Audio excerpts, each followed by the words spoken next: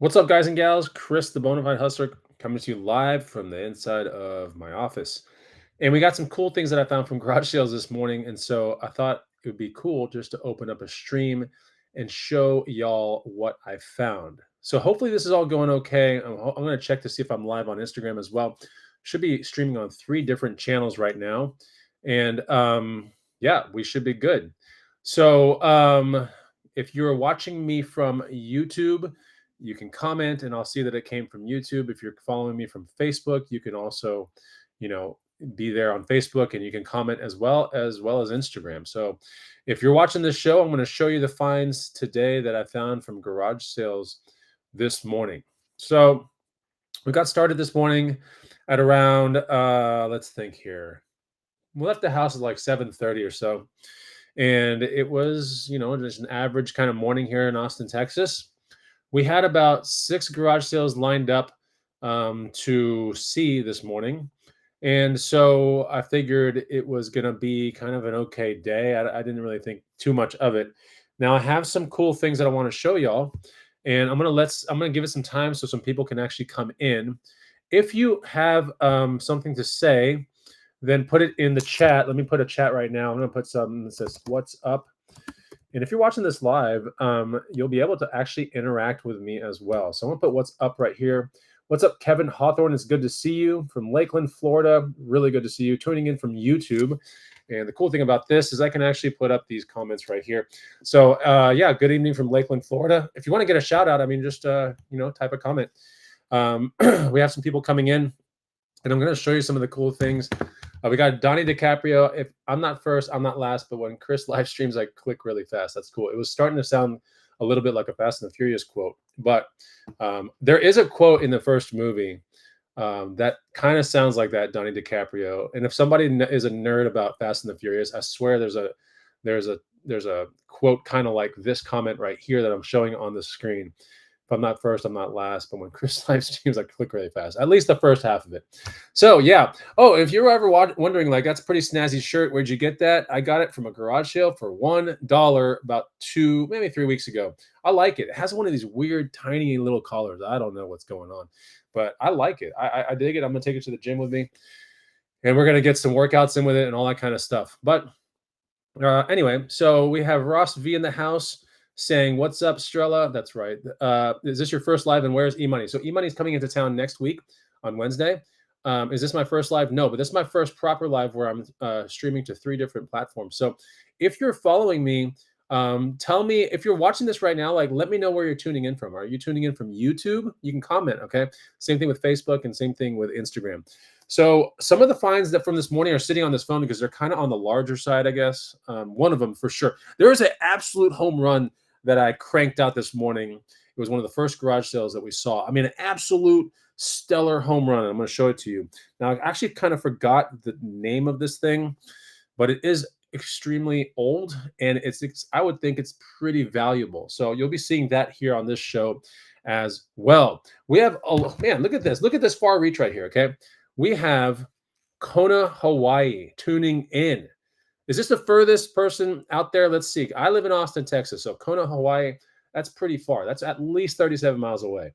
I'm kidding, but it's pretty far. Could that be the farthest reach or the furthest reach? I don't know. We have Ross V tuning in from YouTube. This is an interactive kind of show. So as you see some of these finds, I want you to like put down the comments of like, am I like on spot with like the pricing here? Am I a little higher than I need to be? Am I a little lower? So let's get to the very first find. We're going to get some interesting kind of finds, all right? And this is so Austin, Texas that every time I go to, every single weekend, I pick up these things, okay? And it's a cowboy hat. Now, this is not even a felt one either. I mean, it's kind of felty, but it kind of feels like how do I say it? Like something that you would find at Party City or something like that. But it is a Lone Star hat. It's about a size, I would think, I was about to say 7.5. It's a 7.5. It's nothing super crazy, but it's not made out of beaver or rabbit fur or anything like that, right? Bison, none of that. It's a pretty cool hat. Got great structure to it. Actually fits me pretty well. And I find these things every single weekend, okay? Every single weekend. Let me take out this comment right here. And I'm ripe for another comment that's coming in, whoever wants to comment. So I find these every weekend. The reason why I buy these things, this was $2 this morning or $1. I can't even remember. Okay. So it was pretty cheap. Um, I put these in the antique booth. So I have a vintage retro antique booth that I put merchandise in. So vintage, retro, antique. Those are the kind of the three categories that can go in that booth. This booth is, I live in Austin, Texas. There's a town close to Austin called Round Rock. It's about, I don't know, on the toll roads, I can get to this antique booth in like 15 minutes from my house. Um, this antique mall, it's an antique mall, and there are so many booths inside the mall.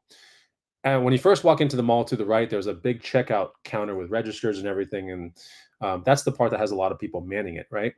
But as you walk through the booth in the mall and all that kind of, you see many booths. Let me rephrase. Um, in this antique mall, there are probably 100 booths in there. So I rent one of them. And this booth is unmanned. That means I drop merchandise off and then I put little, string tags. On the string tags, it has any number code that I want to put on there, which I put number codes because it corresponds to inventory obviously I can see what's sold exactly down to the price I bought it for and what it is. It also has a booth number on there. So when you bring it to the front, it has a tag on it. Whatever it is for my booth or any booth in the antique mall, you can bring it to the front and they can authorize whatever sale is on the item. They can, and my booth has my booth has a lot of inventory right now because I don't know if we downsized, but we did a lateral shift from an Austin Antique Mall booth to this booth. And my booth is at 50% off right now. And it's pretty good because like every day we sell something pretty good.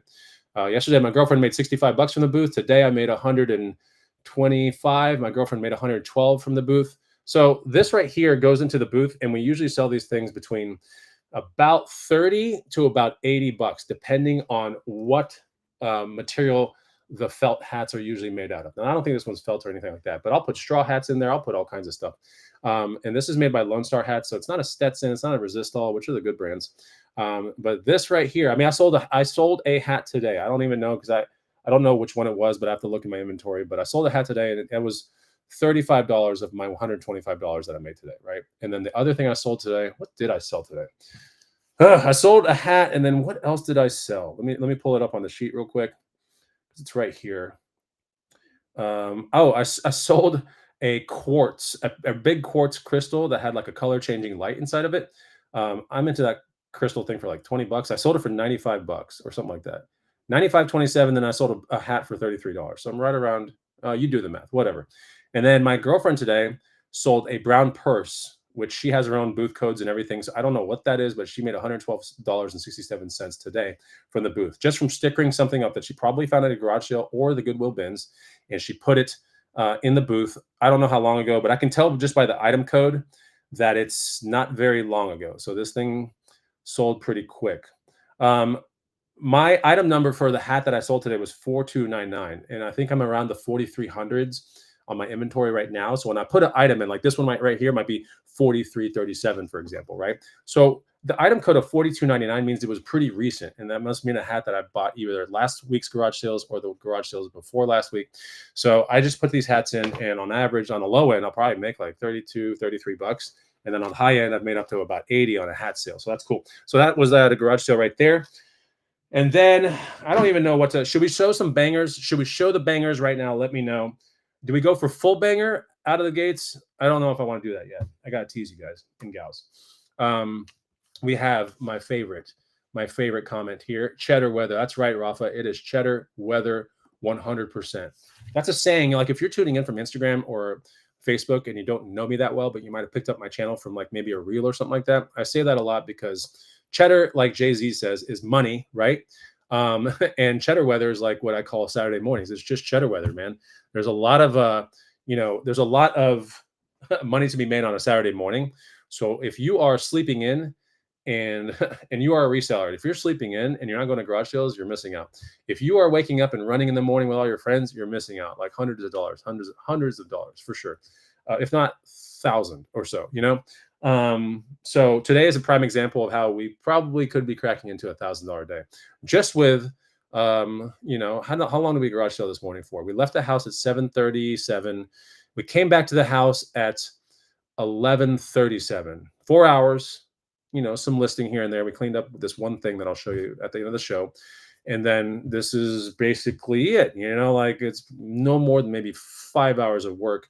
And we could potentially be eking out about a G. So um, let me show you another thing from a garage sale this morning. This was a pretty interesting, it's nothing crazy, but people might flip out when they see this. Okay. So I bought an Xbox One along with a million, like so many games. There's so many. They're sitting right here, piles of games. Oh my gosh, there's so many. They're all in here too.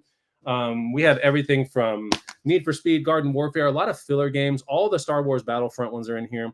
Tomb Raider, Call of Duty, Modern Warfare. These are all filler games. Battlefield 1 filler game, Far Cry 4 filler game. Couple sealed games like Madden 18, and there's another sealed game right here called Anthem, which if I put this stuff on FBA, which I don't really do FBA anymore, Amazon, these are probably $15 to $20 games right here, and they're sealed. This thing is a sealed game, it's just sitting there. So I bought an Xbox One along with all these games right here for $35. So that's pretty good. I did actually hook up the Xbox One to my existing Xbox One right that I have right now. And this one is showing to be a 500 gig, nothing super crazy. The only reason I really bought this whole deal, because obviously I know I could sell it for between 100, 150 with the games and everything. I could piece it out, but I took a controller from this pile because it came with 3 controllers. One was not working, and then the other 2 were. So I took a controller to that, kept it for myself. And because as you know, if you play Xbox, which I do, but if you play enough video games, the controllers get these things called drift, right? Basically the controller starts messing up.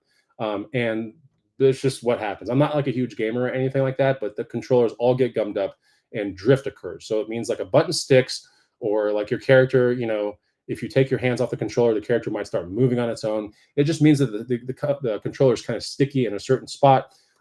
So when you sell video game systems, whether it be Wii or Wii U or Xbox, particular Xbox and PlayStation ones, those controllers have a high chance, probably 50% chance that there's going to be drift on the controller.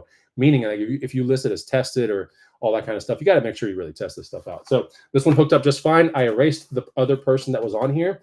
The hard drive still has the person's games, but the account is wiped out, and this thing's ready for sale. So this is probably, this with one controller, somewhere between 75 and $100, and then the game's probably about $50. But remember, I actually kept one game and then I kept one controller, so it saves me from going to a store buying that game because it's not on Game Pass, and then I didn't have to buy the controller, which a controller is minimum like $40. So I look at it that way, like I saved myself money too.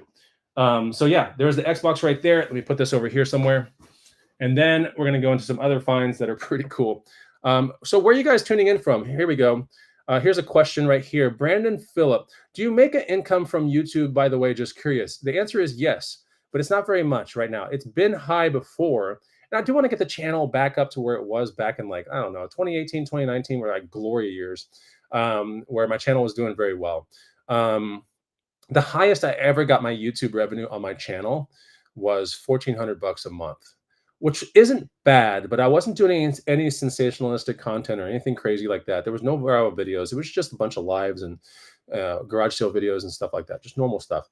So I want to get back to that, although I think it's going to be a little harder this time to get back into that because just people's attention span is much less these days, So I just figured do the lives because it's a lot of fun. But to answer this question, do you make an income from YouTube, by the way? Just curious. I'm not even close to that $1,400 a month, by the way. I'm not even close.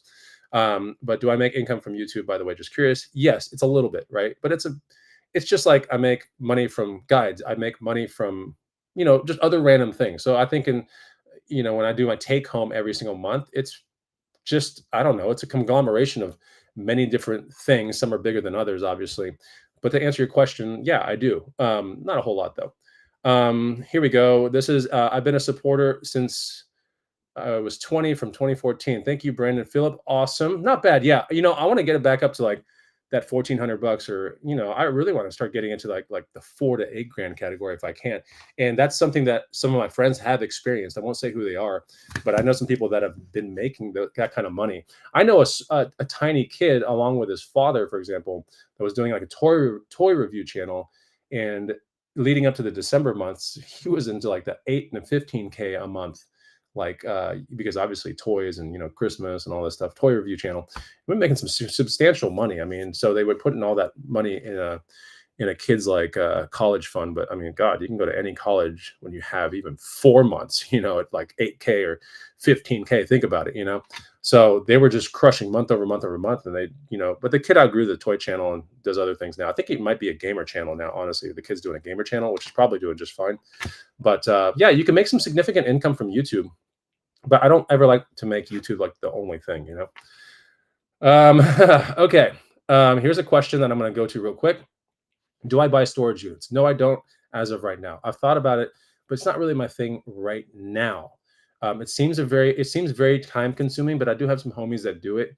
I would say that those homies are probably throwing away 80% of what they find, if not 90% of what they find. So they find themselves in a little bit of a quandary as to like, what do I do with this other trash?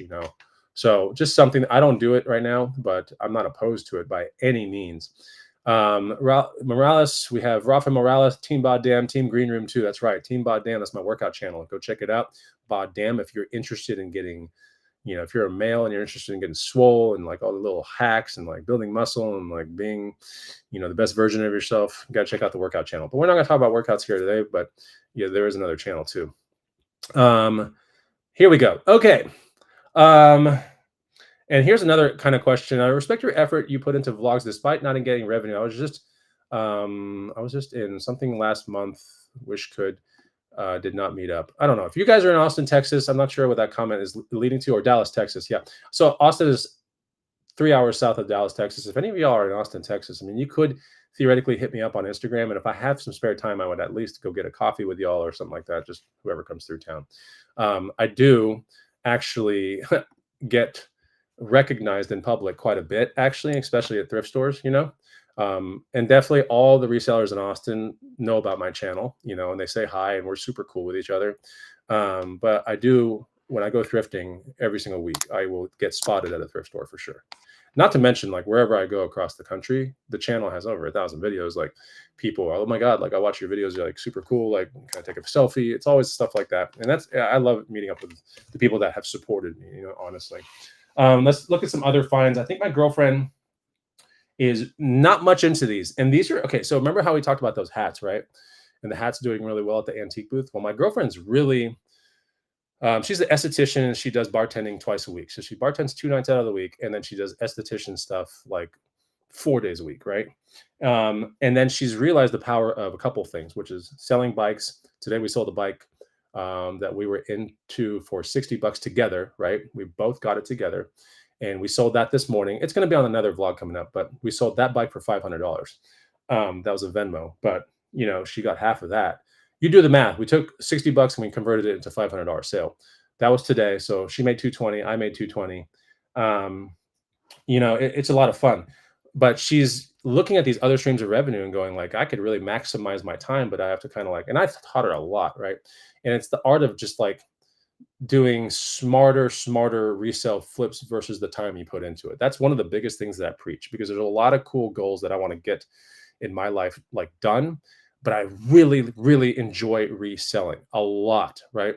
And I do feel as if someone really wants to like learn this, it can be a substantial amount of income for a very short amount of time. So that's why I've done all these videos. As if you take a look at my YouTube channel and all the stuff that I've ever done, I've always thought it was such a great use of time.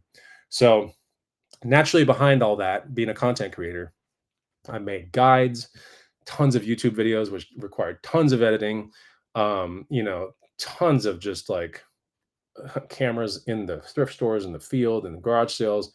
I mean, I'm bringing the camera into the garage sale like this morning, and the camera is with me in the garage sales. So I'm just doing a lot, and it's just a lot of fun. It's still a lot of fun. So I'm going to show you some of the other things my girlfriend picked up today. These are her finds. I think she bought these for, I'm not sure, but I'm going to say $10. I'm going to show you 3 pieces of things that she bought for $10, and it's much like this hat. The play on what I'm about to show you is just like this.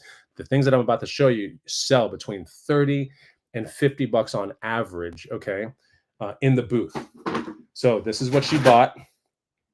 We have a vest that's kind of weird, and it's wool. First of all, it's a Van Heusen. You might, it's a, whatever. But these weird kind of things like this is pure wool. Even has a tag from like what do you call it, the dry cleaners. I think this was part of her $10 deal. This will probably sell in the booth for like 30, 35 bucks all day. Behind it was something that I saw, but she walked up to it, and that's cool. Like I gave it to her. It's a Rebella jeans like jacket with a leather kind of collar. So this is pretty cool. I mean, this is 30 to 40 bucks in my booth all day, like all day. I should say our booth because she pays some of the rent too. And then we got this reversible jean jacket slash like cotton thing on the inside. So it's reversible. It's nerdy. It's so weird. It's got the weird kind of, almost looks like a vintage Carhartt, but it's not. It's got the pockets that are kind of diagonal at 45 degrees. Really, really cool jacket. And it's so surprising on the antique booth sheets when we see what's sold every evening. It's so surprising when these little things like this sell, because it's like, holy crap, we would basically buy that stuff for nothing. So I do these shows for many reasons, to inspire everybody to get out there and like start hustling. It's a lot of fun, but at the end of the day, it's like I try to show people other ways of making money besides Facebook Marketplace and traditional eBay reselling. And we have the antique booth, and we really like it a lot. So it's just something that we do.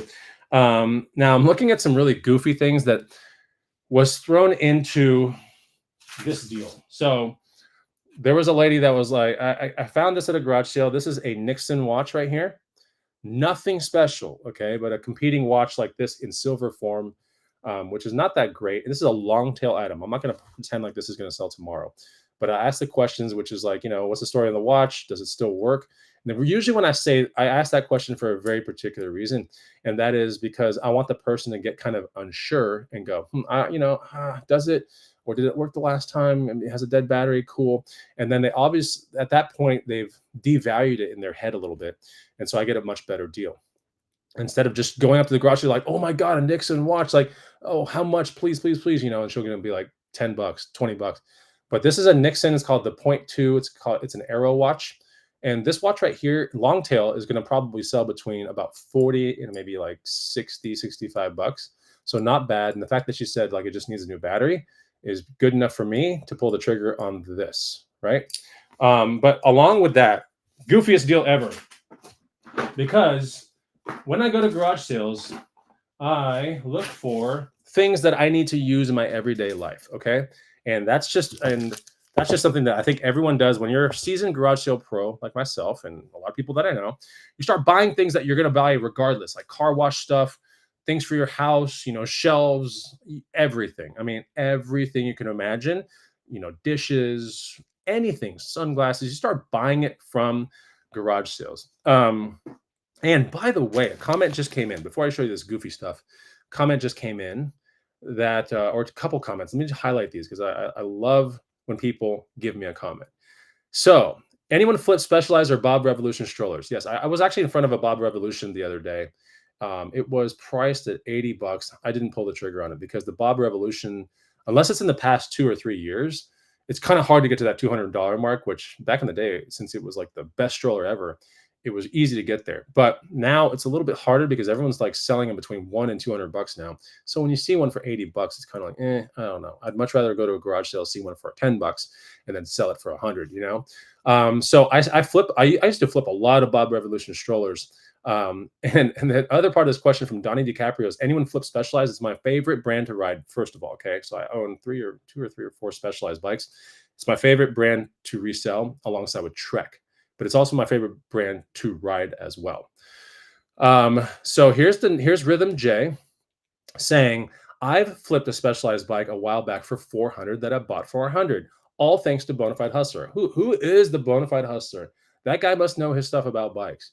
And this person said it was a women's Dolce bike. Now, this is kind of interesting because this morning, the $60 bike that I bought for 60 bucks with my girlfriend, that was a Specialized Dolce E5 comp with full Ultegra drivetrain, and it was a Specialized Dolce that we sold for $500 Venmo. So yeah, we made $440 profit this morning just on that bike, and it was a Dolce bike. That was pretty cool. Here is a really interesting comment. You should make an OF, an Only Fans. I don't know why I would, but I guess I should. I don't even know what kind of content I would put on there, but let me know. Here we go. Let's see. For resale each month on average. Oh, this is an intrusive question. I don't think I can answer this, but I don't ever like to answer these questions. For resale each month on average, how much do you make if you don't mind me asking? I've been wanting to get into resale. Just curious if it's worth it. If it's worth it, I know it depends. Just curious. Okay, so I'll give you what I like to kind of um, get towards on a flipping, but not any of my other avenues of revenue. Okay, just on a local flip kind of strategy, and it may be including eBay. But I try to get to $200 a day. Like that's my goal every single day. So that you can work with that any which way you want. But I try to get to $200 a day because at $200 a day, that's 6K a month. And that's just from like the revenue stream of flipping things locally and on eBay. Now, remember, I only do reselling for usually 20 hours or less a week. It's usually no more than that. Some weeks it's only 10 hours. So I try to be very smart with my time. I don't know what the hourly comes down to. Like at the high point, I'd be 20 hours into into 6 grand. I don't know what that number is, but it's going to be pretty decent per hour, I would think. I think, is it? I don't think it is. So yeah, just do the calculation. You can figure it out. So here's some of the dorky stuff that I bought this morning. Okay. And I got that Nixon watch, and then I came up with all this stuff right here. And the lady said, you can have it. What is this stuff?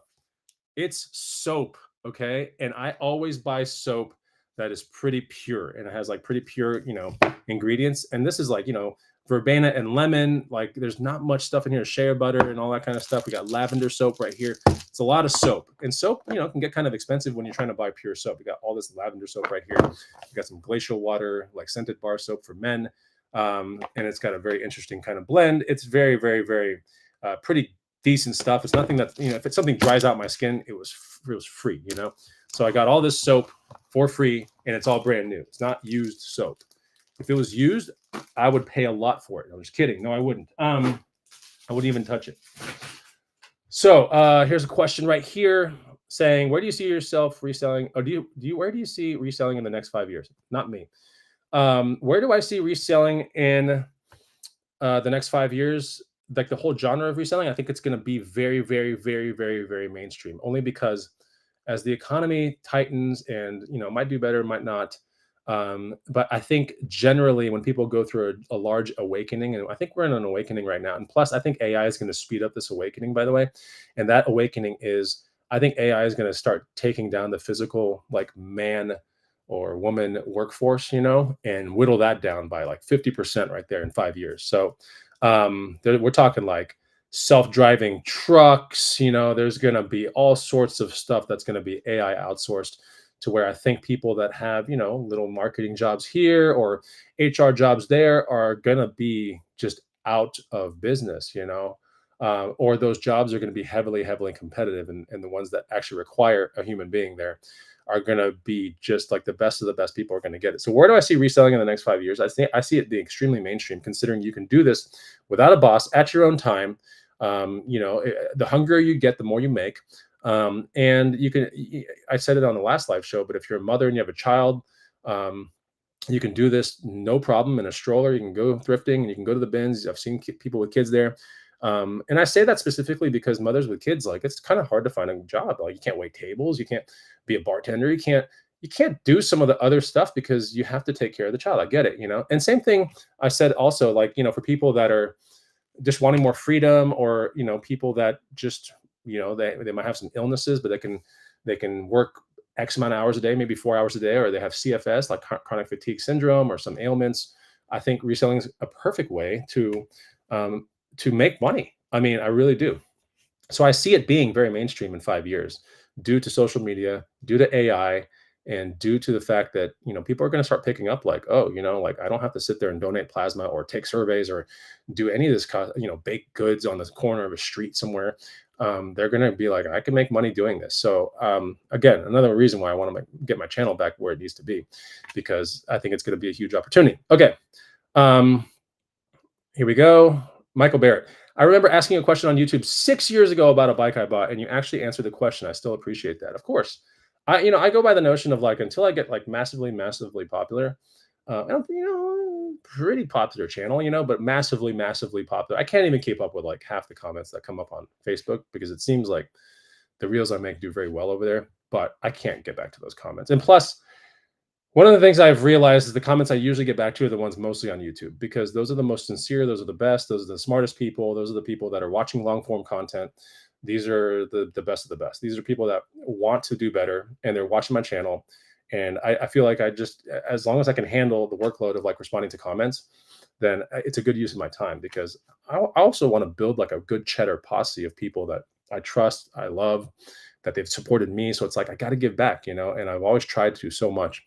Um, but yeah, so I try to stay really humble. I know some people in YouTube grow very fast, and it's like they disappear and they don't even touch base with the fans or the people that are watching their channel. I'm like, man, like these are the people that built you. Like you should take time and like get with everybody if you can. You could do lives or do whatever you want, but like you should take time. I think it's really important, just on a moral sense. It's like people helped you get there, so it's like why forget them when you get popular? It makes no sense. Um, Here's Rhythm J. Brandon, reselling is worth it, especially if you do garage sales. Yes, garage sales are probably the number one thing. I would say that if you have access to garage sales, you have reliable transportation, and you have 5 hours in a Saturday morning to kill, I would say go that. That's the best, best, best, best way you can do it. And plus, none of the prices are truly set in stone. I mean, most of them are, but you can negotiate. Something that you cannot do at thrift stores or anything like that. So, okay, now that we have people in this, we had 34 at one point, like 24 right now. Refresh my memory. Where are you guys tuning in from? Let me know. Is this YouTube? Is this Facebook? We have Facebook comment in here, which is super cool. Okay. Now what else did we find? Showed you those things. Oh, okay. So I guess we're gonna show you like the best find, which is interesting because it's sitting on my phone. It's kind of big. I couldn't show it on the show, but then we'll break out of some Q&A and everything like that. Oh, I got a question 11 minutes ago of like a bike that I posted. Is this still available? It's a specialized bike. It's a mountain bike. And let me see which one it is. Let me see how much I paid for it. That bike I paid 50, if not 60 bucks for it. It's listed for 280. And I have a person asking about it. That's pretty good. Make a little bit of money. If that person comes tomorrow, it's like, okay, make 200 bucks, which is cool. Not too bad. Yeah, we have people from Texas coming in here. We got Silver Hair Stacker in the house. Where are you guys from, by the way? I want to see who the furthest reach is. I think the Hawaii person was definitely the furthest reach.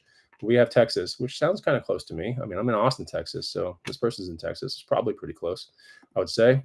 Okay, let's show you the best find of the morning. Okay, this is it. This is like a really good find. You're gonna be like, what? So, and if you're not a good reseller, you might not be like, what? I can't believe it. But if you're a good reseller and you've been doing this for a little bit, you would know this very well. I paid $10 for this thing. Okay, $10, 10 whole smackaroos. I paid 2 Starbucks lattes for this thing. I bought, and these are just the pics. These are staging pics because we were really excited about this, my girlfriend and I. Now, mind you, this thing was dusty, had spider webs all over it, had some spider eggs all over it.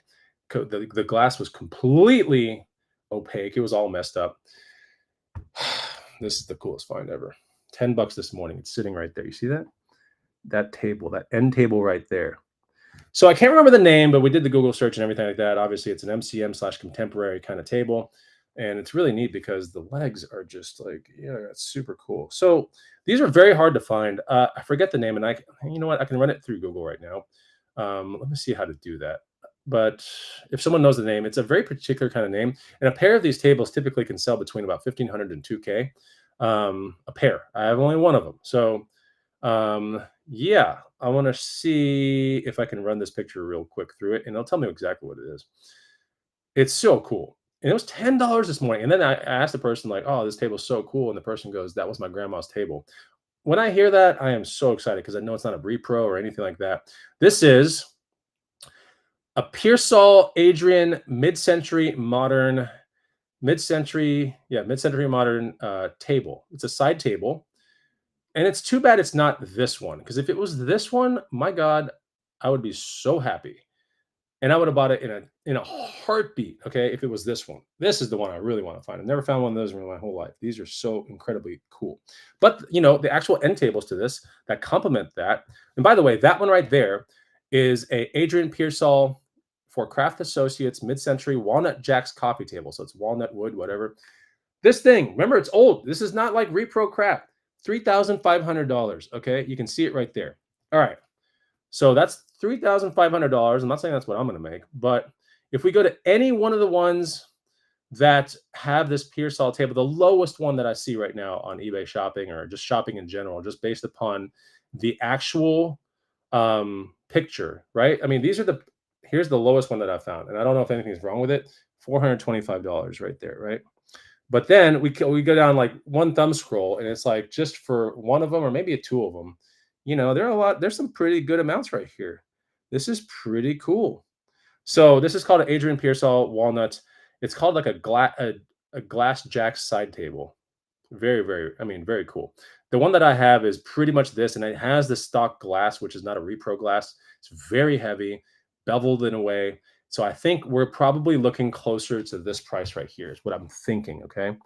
And I think it's going to be like that. And the price right here, well, it doesn't show it, but it was 795. That's what I think this thing's going to end up being at right there.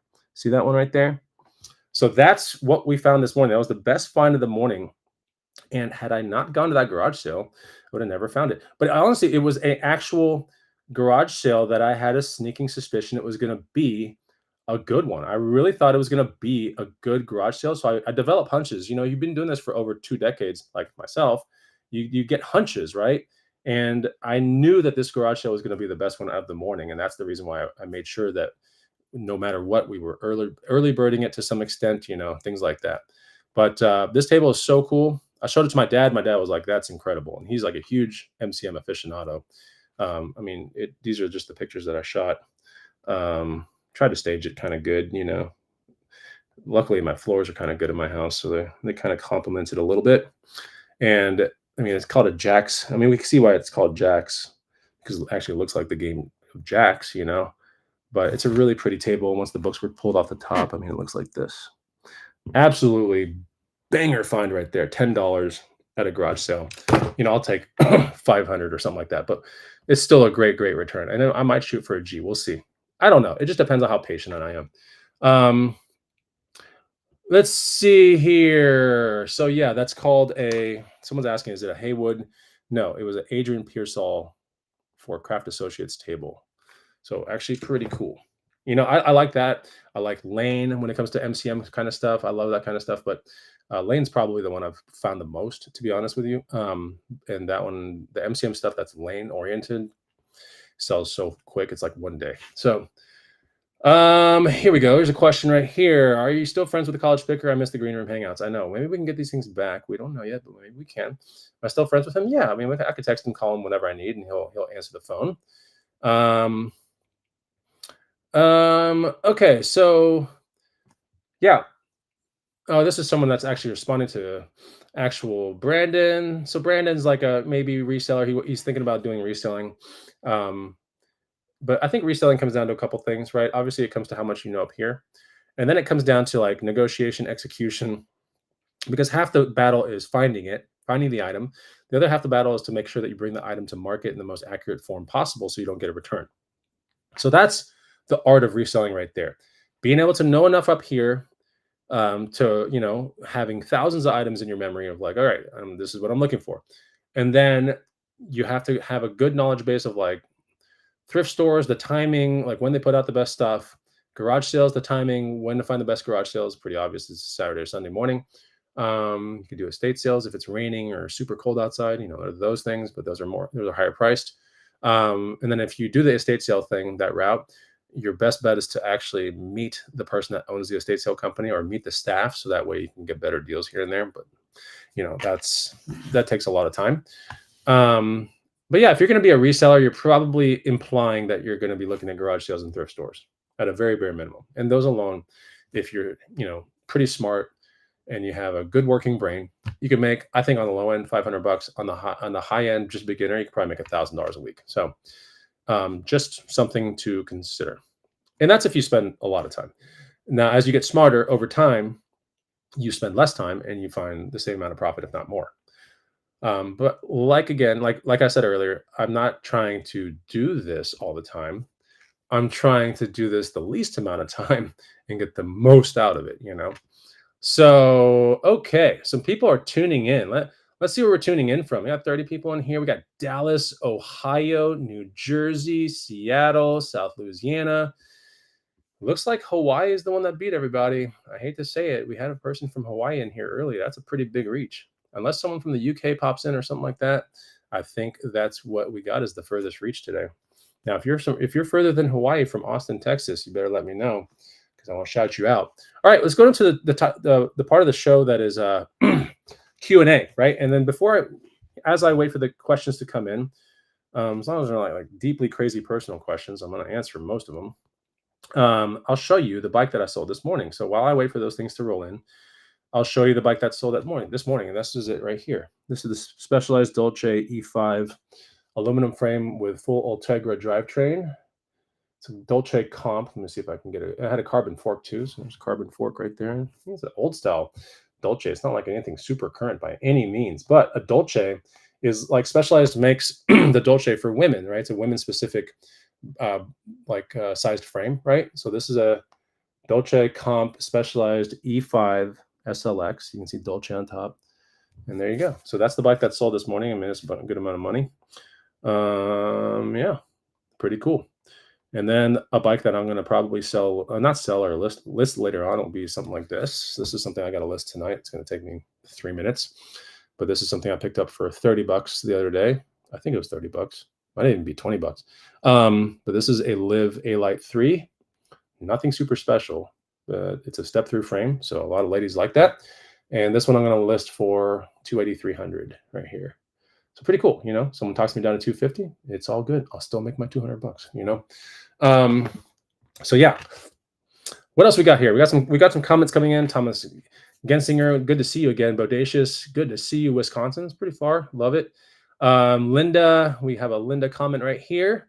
It is good to see you. Been a few years since I watched your videos. Well, Linda, I hope you spent that time doing something very productive, because watching my channel would make you more cheddar than you ever thought. But I am so glad that you came back and you are watching this again.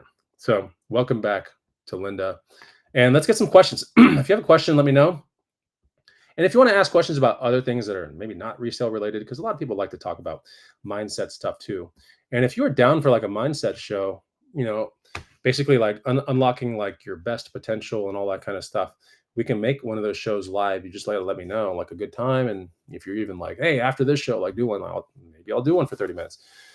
But, you know, a lot of people like those mindsets kind of shows because it helps them kind of stay into the reselling game. Plus it kind of sparks like an inner fire when I break down things a certain way. So, you know, there are, you know, how do I say this in not like an arrogant, cocky kind of way, right? I know I'm good at reselling, right? I know this. And I'm not good because I made a bunch of YouTube videos about it. I'm good because I've retained this one simple thing throughout my life. And I think when it came to reselling, it allowed this skill to flourish to like the nth degree. And that is curiosity. Okay. I think that when people, as they get older, curiosity kind of goes out the window. They get kind of stuck in their ways, and they do the same circles, and they see their couch and like that looks comfortable. So they sit in their couch, they do a lot of the same things. Like w- as I've gone through life, I've made sure that curiosity is one of the highest things that I practice. I don't know if it's a skill or a trait, but it's just being always curious, whether it comes to food or resale, or like, that thrift store never pays off, like I'm not going to go there anymore. But I'm like, yeah, you know what, like, but what if we approach it a different way with some different energy? Like, let's go down there, let's go to the thrift store again, let's do that. I'm always curious about learning more things to resell. And that's why I think reselling and curiosity goes really well together. I find that the best resellers that I've ever met are people that are generally really curious in life. And they're people that are, relatively active, like they're always playing with their kids somewhere, they're going on cool trips, but when it comes to reselling, they know so much. It's not just like, all I know is just the end caps of Target stores, I'm going to send it all into FBA. I mean, they know so much. And I really like talking to them. But when I look down at like, what kind of traits do they have? They all have, and they're all super curious people. And they're people that are not afraid to try a different style of clothing or like do their own fashion sense. They're they don't need permission to go to the gym or do cardio, or they don't need to be in a running group. Like they just do things that they want to do because they love life. They think it's like fascinating. And so I think curiosity plus reselling is a is an absolute killer combo. When you go out, if you want reselling to really work out for you, and if you wanted to pay back in spades for the time that you put into it, that my greatest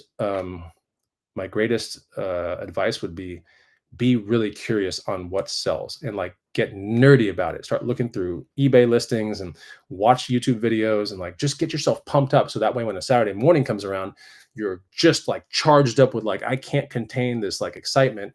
I want to go out, and then it just translates to money and like wardrobe and stuff like this. And some of the bracelets that I wear, I'm just like all this stuff is just thrifted and I love it. But I just stayed curious. And I think it's a really big kind of thing. Same thing with like my workouts, for example. If I was to do the same workout all the time, I would hate working out. I would hate it. I'd be strong, sure, but I would hate it. I would hate going to the gym and it's the same workout. Like sucks. Like I don't want to do this. So this is the reason why I switch my workouts up every 6 to 8 weeks. And that keeps everything super fresh and my body always guessing. And it's always like, it's rewarding myself in spades, like in a physique sense, in a strength sense, in a movement sense. It's because I've done different types of activities and cardio and workouts and different planes of motion with weights, or without weights, just body weight training. So I think it's really important to do that. I think you can definitely when I look at the best traits of a good reseller, I would say curiosity is like the very top for sure. What do we got here? Question or a remark: would you say you typically sell most things you find not having them just pile up? Yes, absolutely. I absolutely hate a death pile. So I don't ever have death piles. When I look at the things that I need to like list in my life right now, it's going to be well, the Xbox is listed, the games are listed. I need to list the Nixon watch. I need to put a tag on the black hat. I need to research that table a little bit more. And then I need to list that white bike. I mean, this is it. This is the extent of my death pile today in my head. Like I don't have any more than that. If something gets too death pile for me where I don't like it and it was a bad buy, like I'm okay donating it. Like I'm not going to sit there and hold on to it. It's going to fester somewhere and like piss me off. And like every time I see it, I'm going to be like, oh, like, but you bought it. So like you have to do something. I'm okay pissing my money away and just throwing it into the trash.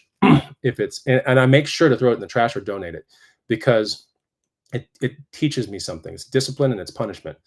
So that way, when I come across that scenario again in later, in a garage sale or a thrift store, I don't do the same buy. Make sense?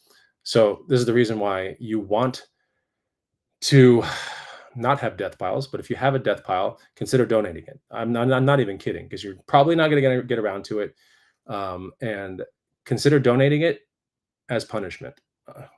Trust me, punish yourself, and that way you won't do it again. And then you'll become a smarter reseller.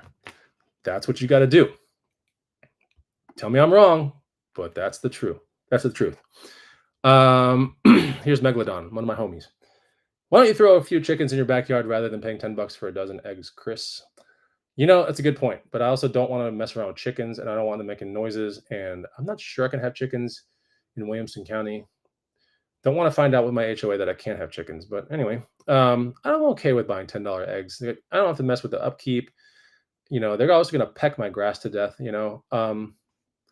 I'm okay with it. $10 for a dozen of eggs, and I love these eggs. I bought how many dozens did I buy today? I bought 3 dozen today in the farmer's market, and it cost me $33, I think. Yeah, so whatever. Sometimes you splurge, I guess.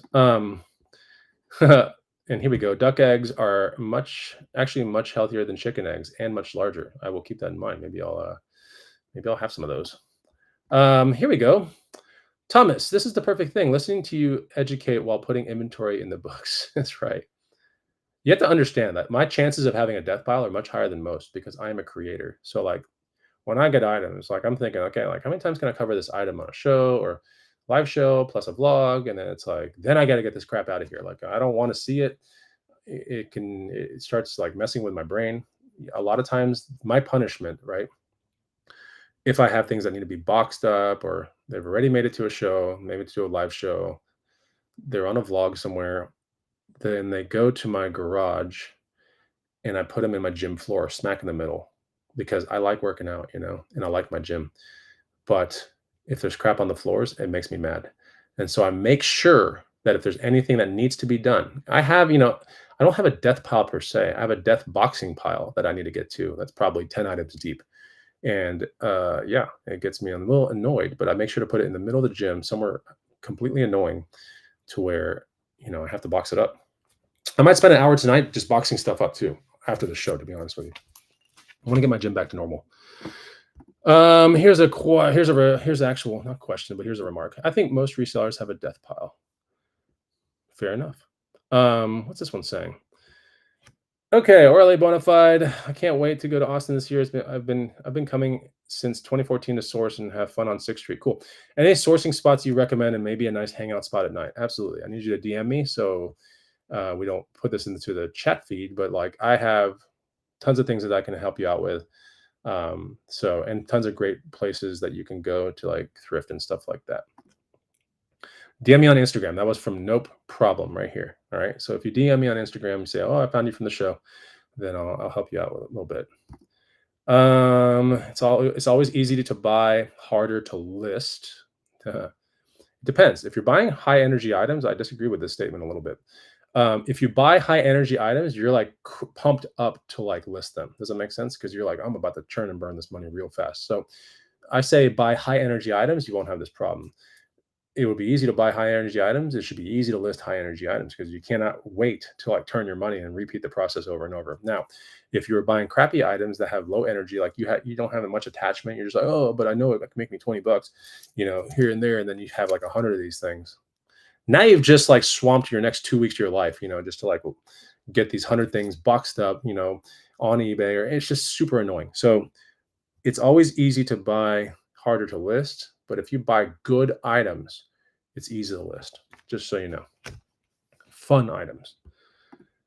Because if we go back to this comment, the easiest way to test it is like, if you were to go to a garage sale and you buy a SNES, console with 10 games that are all mid to like high tier games, you tell me that you're not itching to sell that thing, right?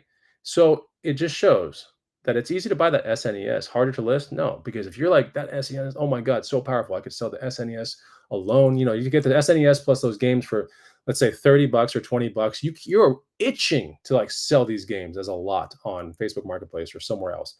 You're like itching to research it. You're itching to put this stuff on market because you can make serious money on this. So when you have great items, it's very easy to list.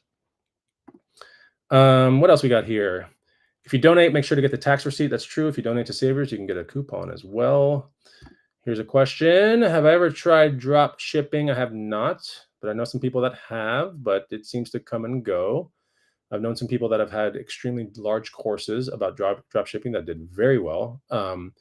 But then they stopped drop shipping all of a sudden. I don't know. Maybe they made course money. Maybe they were just like drop shipping is kind of a thing that's in the past. I'm not sure. I don't do it. So what else we got here? Been reselling since the early 70s. I still do, but just lightly now. It was always part-time for me since I work full-time teaching high school and working as an advertising director. Yeah, see, this is one of the wonderful things about reselling is you can do it part-time at your own time, no boss, whenever you want to. I love it. It's the best thing ever. Thrift Ninja. I just came over from Instagram. Sweet. Thanks, man. That's super cool. I appreciate you coming by. That really means a lot to me. Here's one. Yeah, Thomas says, especially if it's items you're interested in and enjoy, it really makes you want to list. That's true. That's absolutely true. Here's a question or a remark. Because of you, I'm not scared to buy bikes. My dad loves to source them and fix them up to sell. He usually 10 or 20x's his money. I've been doing bike resale. That's the thing that started my reselling career, by the way, are bicycles. So that is absolutely just one of the best ways to make money, I think. But you have to live in a bike-friendly town. But, there are a lot of bike-friendly towns out there. There are tons. So I do have 2 guides. I'm not going to sit here and make this a guide show, but I have 2 guides. One is called Bikes to Bucks and one is called Bikes to Bucks 2. Bikes to Bucks was made 8 years ago. Bikes to Bucks 2 was made a month ago. I'm considering joining them on Gumroad, which is my payment processor. I'm considering joining those 2 and making them one price because it's a reflection of like 8 years have passed and I got smarter and everything. So like I built Bikes to Bucks 2.0 a month ago because I was like, there's just too much opportunity here. Whoever buys Bikes to Bucks 2.0, like you gotta know this. Like, so I put it all in that guide. It has over 120 slides, actually maybe more than that. It teaches you so much. My girlfriend literally like forget it. Like she just on Bikes to Bucks 2.0, like how do I say it? Some of the tips in that guide that I just taught her. I didn't tell her to read the guide. I just taught her these things. She has made hundreds of dollars last month just on that part, barely messing around with it.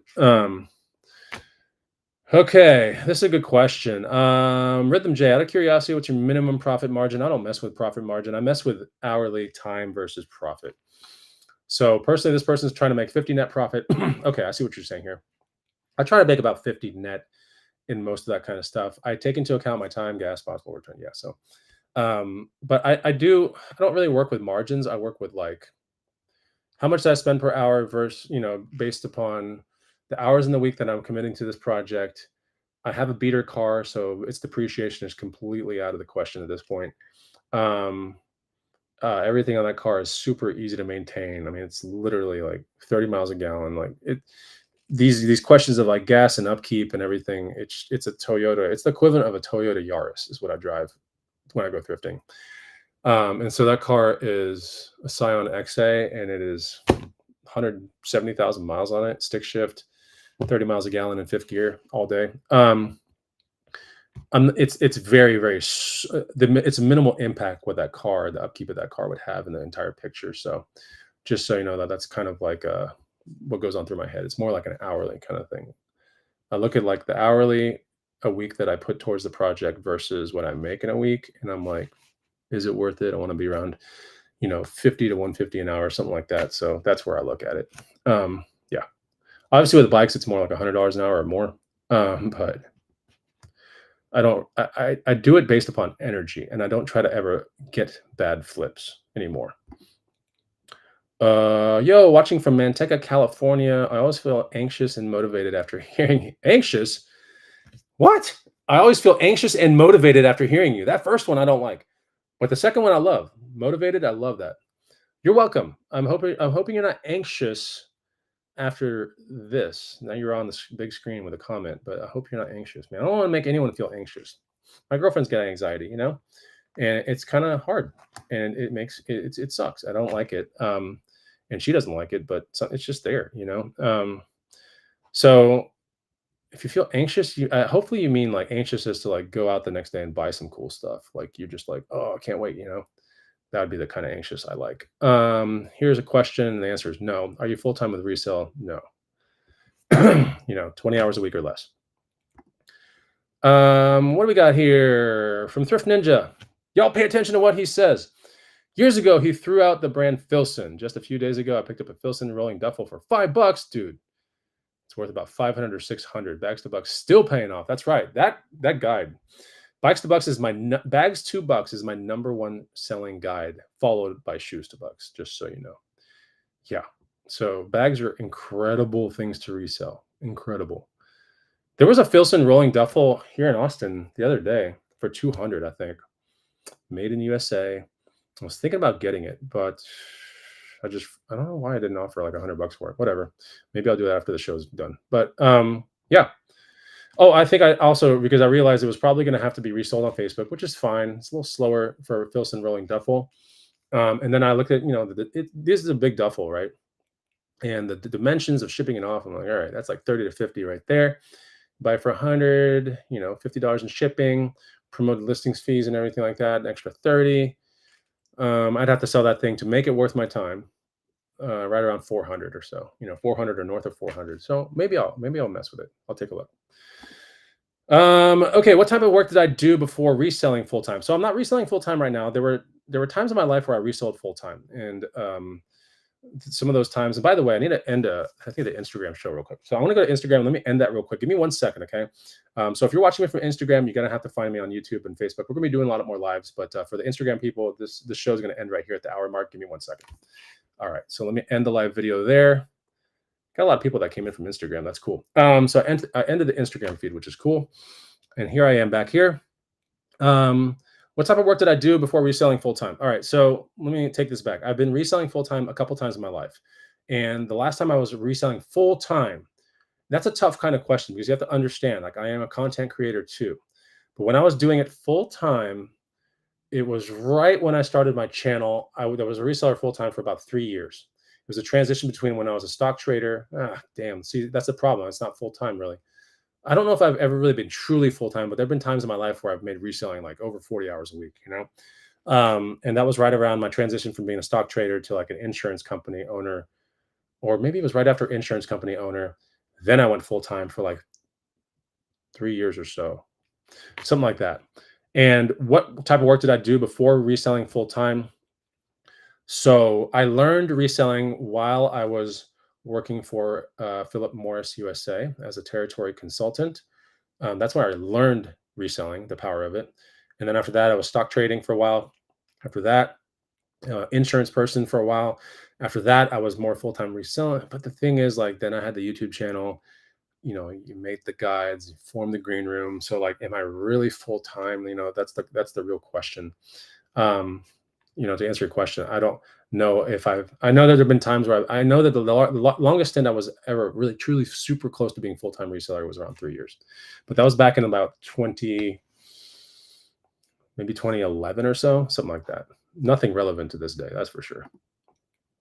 Um, okay, Corporal Donut. This is pretty cool. Find a realtor friend. This is a good tip. Find a realtor friend who flips homes. A lot of people have a ton of great things behind on flips. That's a great idea. I have some real estate people that are homies. I might take you up on that advice.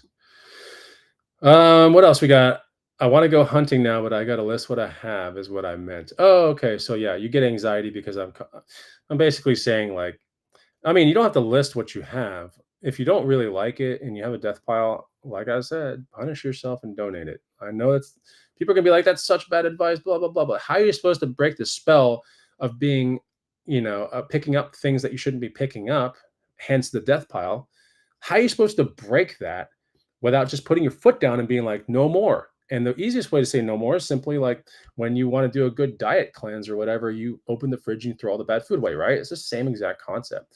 You open the fridge, you throw the bad food away, you put the running shoes by your bed, and you put your running shorts by your shoes, to where as soon as you wake up, there's like a glass of coffee and a glass of water, your running shoes, you put your shorts on and off you're running, right? That's how you start a good habit. Same thing with reselling. If you want to just switch it up and feel good, assuming your death pile is not terribly, terribly large and you're not like a whole lot of money into it, donate the thing. Like, seriously. I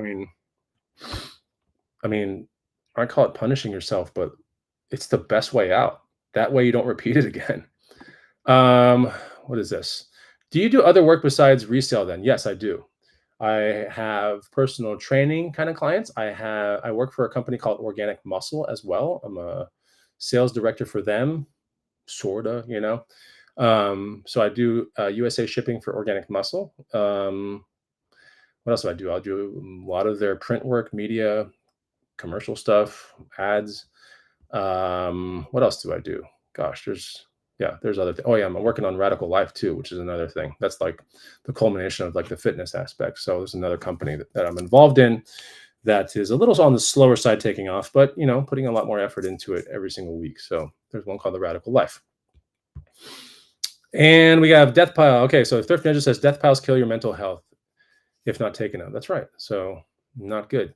Here's one right here. I'm not knocking. If you're feeling bad about your death pile, I mean, I don't know what to say to that, but at the end of the day, it's like all I can tell you is my experience with that kind of stuff, right? If you get around other resellers that are like super popular and seem they got their stuff together and they got death piles and they're operating fine with their family and they can find time to work out and stay exercise and eat healthy foods and all that kind of, like they got a very balanced, like a life that you would aspire to be kind of like or have, then I would say keep your death piles, but usually it doesn't end up like that. So usually the most successful people have extremely clean offices, they have clean bedrooms, clean kitchens, they have, nice grass on their lawn, like extremely successful people. And then moderately successful people have, a little bit less or and I say that the least successful people have the most amount of clutter. So we're talking like 30 rings on their keychain dangling around when they start up the car. They have like trash everywhere. They have too many clothes, 80% of which they don't use, right? And it's just sitting in a closet all packed tight together and everything like that. So I think your mental health can have a humongous boost by just doing a couple of things. Like when I work with people, one of the very first things that I do is I tell them to clean their room and clean their car. And it's just the basis of like you're spending so much time going to bed and like awaking. You want to make sure that's clean, perfect sheets, everything. Not to mention if you bring someone over, you want to make sure that everything looks like super good. And then when you bring someone over, you might be in your car. You want to make sure your car looks super good. All these things are like a signature of your resume, your life resume, of your energy, and like your commitment to like staying open minded. It's really hard to be open minded when you have clutter in your life. It's like nearly impossible. So, this goes back to the death pile kind of thing. Death piles, I don't see many. I've had them. Remember, like I'm talking from a point, I'm experienced in this enough to where I've had them and they're never good. There was never a time where I had a death pile. I was like, sweet, my life is going like really good right now. Never. It was not, I can't think of a single time where that was like a pro. Um, so yeah, consider donating some of that stuff that might be broken, missing a remote, like, not fully tested out. You're buying DVD, VCR combos and all. Like, just be done with the stuff that takes up too much of your time, that takes too much testing, that is a death pile. Donate it and just get done with it. Like, seriously. Um, what's this? Oh, okay, that was another one. What else we got here? So true. A lot of the sourcing I do comes from people who do the house clean outs. Oh, that's cool. Nice. So yeah, it looks like house cleanouts are pretty good. Here's someone that like knows the power of like decluttering. I find donating at least 2 times a year, get rid of clutter, becomes a tax write-off. Clutter can mess with your brain. Absolutely. I actually try to donate like multiple times a month, to be honest. I force myself to find 20 items a week in my house to donate. It could be like tiny things. But like I try to force myself to find 20 items a week just in my house to donate. What else? We got another comment here. I found a new with tags Polo Ralph Lauren shirt retailed but sold out for 168. How much should I sell it for on eBay? Yeah, I made big pile of mistakes to donate, but I have a good pile to list. That's good. So first of all, you probably want to Google image that thing and see what the keywords are so you can look at the eBay listings to see what it's realistically selling for. So if you have trouble finding this thing on eBay, for example, then Google image search it, and then you'll find the keywords, the relative keywords that you need to put back into eBay, and then you can hone in on the actual listings, and then you can take a look. Like, okay, what does it look like the sell-through rate is? What I don't, when people ask me that question about sell-through rate, I don't think it's terribly that important. I think it's also like a crutch of like something that can be kind of bad. I like buying things that are in high demand and really cool items that I have high energy towards. Like that's just it. And the sell-through rate is always pretty decent.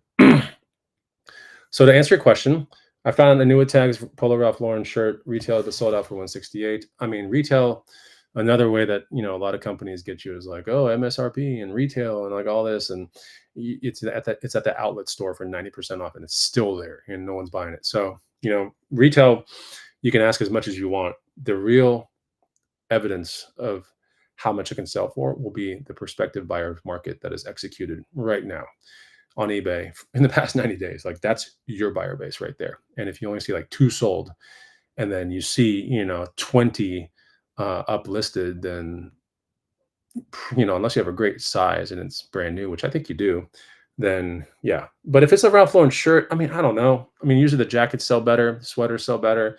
And you're dealing with shirts, you have to have a really good design, or maybe it's a double RL shirt. I don't know. Yeah. I'm trying to help you out as much as I can, just with that comment that I see. I hear you. Yes, I hear you. Yeah. Okay, so we're pretty much at the end of the show. Been talking for about an hour and 8 minutes. Unless there's some more questions. If you have a question or something like that, like lay it on me right now. I don't care. And it can be reselling. It can be anything. We got a lot of comments in the show.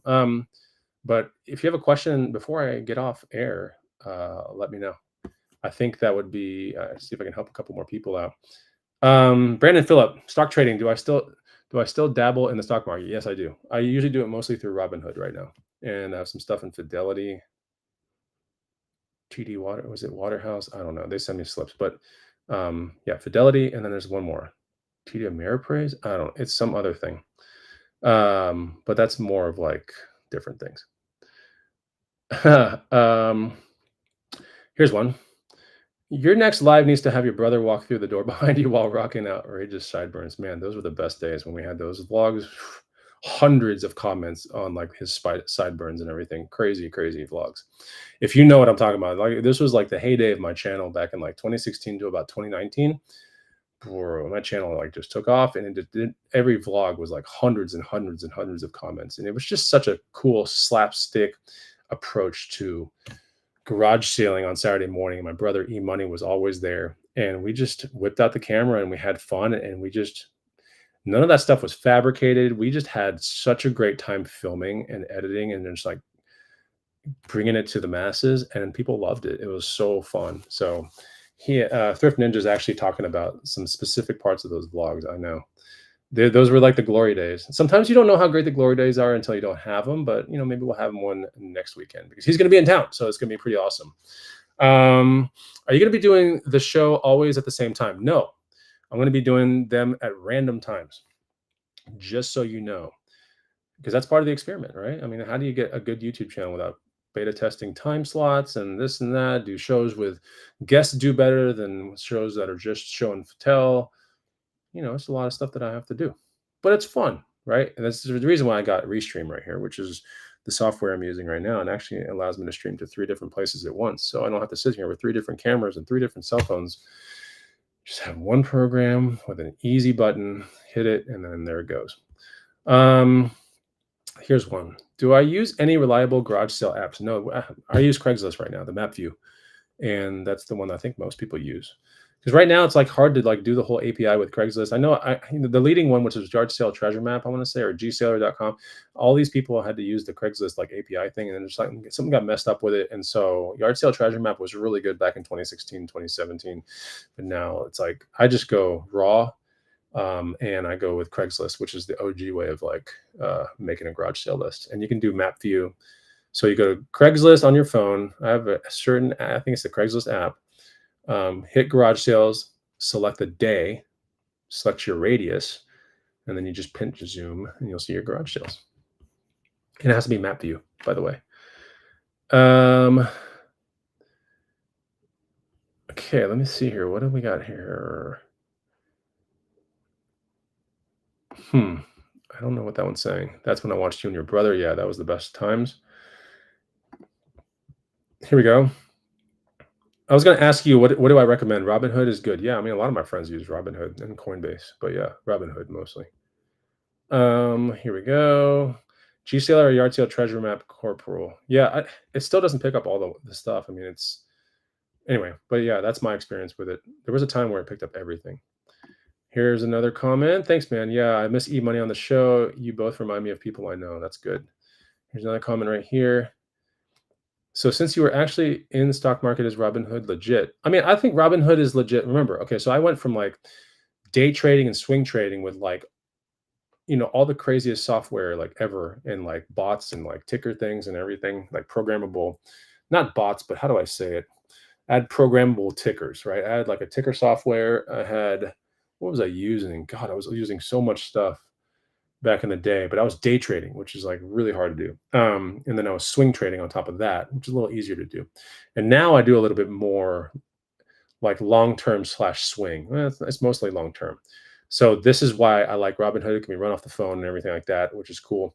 And then I'm not into like the whole like candlesticks and hockey sticks and options anymore, and like none of that kind of stuff. I'm just like, I have a suspicion about this stock, where it's heading, like, oh, it's going to be the chips and like these new phones, or this is the AI that's going to be used in GTA 6. Like, I better like invest in those 5 companies a little bit. And you just never know what's going to take off. But like, it's kind of like a Bitcoin play on some of those things too. Some of these things are like awfully dirt cheap. And so then we have AI stocks, gaming, we have AI crypto, gaming crypto, actual crypto. I have stuff like that in my wallet. I have Apple, got Tesla, like things like that too. So, but I like Robinhood. I like it so far. Super easy too. Um, Ciao for now. Catch you later. Okay, so I think that's pretty much the show.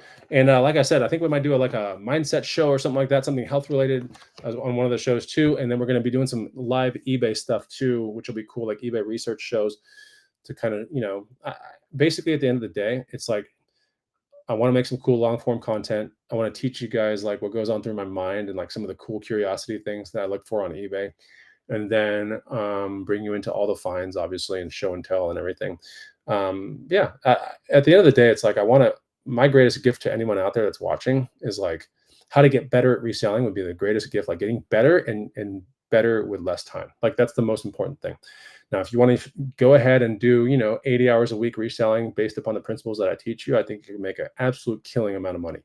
But if you want to do 20 hours or less a week and you want to do 20 hours of something else and then 20 hours of something else, that's the kind of way I like to run my life, then I think it's just great. And I think now that I've figured out some of these tools that I can use, I can really get into the forefront of helping as many people out. Um, you know, so anyway, that's pretty much it. I hope you guys enjoyed the show, and I'll see you on the next one. Okay, take it easy, and it'll be